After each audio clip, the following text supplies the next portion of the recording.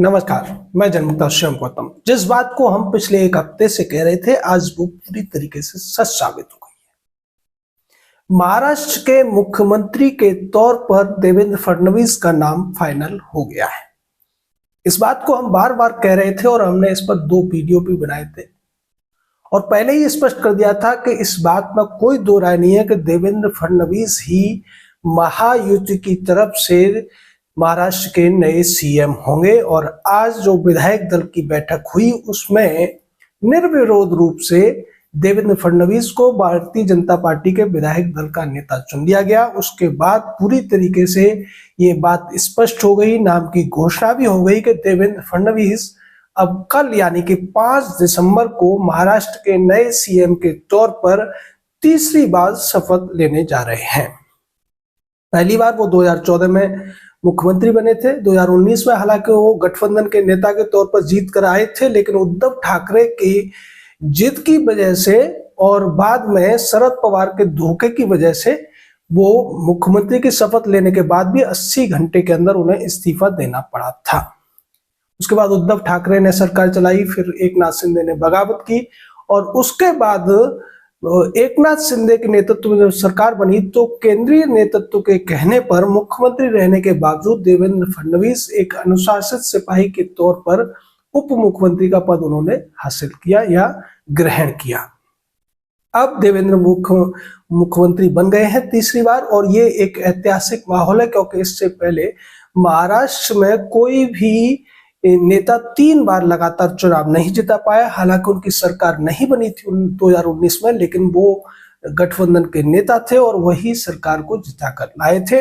इस पूरे मामले में जिस तरीके से 11 दिन बीते और 11 दिन में जो उठापटक चली उसमें एकनाथ शिंदे की भूमिका बहुत ज्यादा संदेह के घेरे में आ गई थी, उनकी छवि खराब होने लगी थी। और अब एक और बात खुलकर सामने आई है कि एकनाथ शिंदे ने जब दिल्ली में मीटिंग हुई थी तो एक प्रस्ताव ये भी दिया था कि अगर आप मुझे मुख्यमंत्री नहीं बनाना चाह रहे हैं तो कम से कम 6 महीने के लिए एक बार फिर से मुझे मुख्यमंत्री बना दीजिए।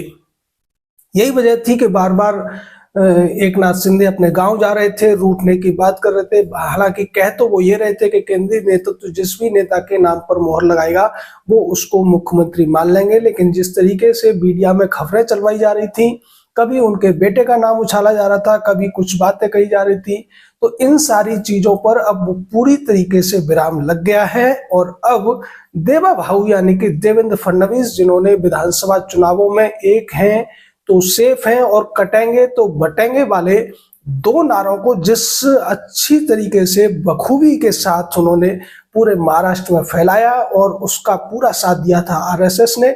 आरएसएस हालांकि इस मामले में पहले ही स्पष्ट कर चुका था कि वो देवेंद्र फडणवीस के अलावा किसी को भी मुख्यमंत्री के तौर पर नहीं चाहते हैं। कई ऐसे भारतीय जनता पार्टी के नेता थे जो खुलकर इस मामले में बोल रहे थे। नवनीत राणा उनमें से एक थी जो बार बार कह रही थी कि अगर महायुति की सरकार बने तो देवेंद्र फडणवीस को ही मुख्यमंत्री होना चाहिए।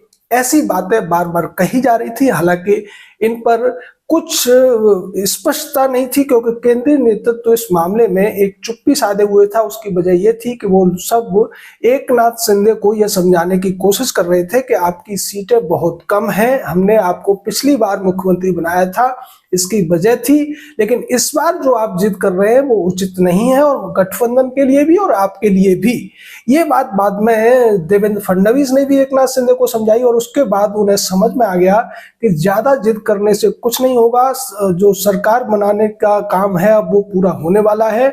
अगर इसी तरीके से वो अड़े रहते तो शायद वो सरकार से बाहर भी हो जाते और बाहर रहकर वो कुछ भी नहीं कर सकते थे जो कि सरकार में रहकर कर सकते हैं। इसी वजह से एकनाथ शिंदे ने हथियार डाल दिए और अब आज विधायक दल की बैठक में भी 2 पर्यवेक्षकों के सामने ये पूरी तरीके से स्पष्ट हो गया है कि कल जो नेता मुख्यमंत्री के तौर पर शपथ लेगा वो देवेंद्र फडणवीस ही होंगे।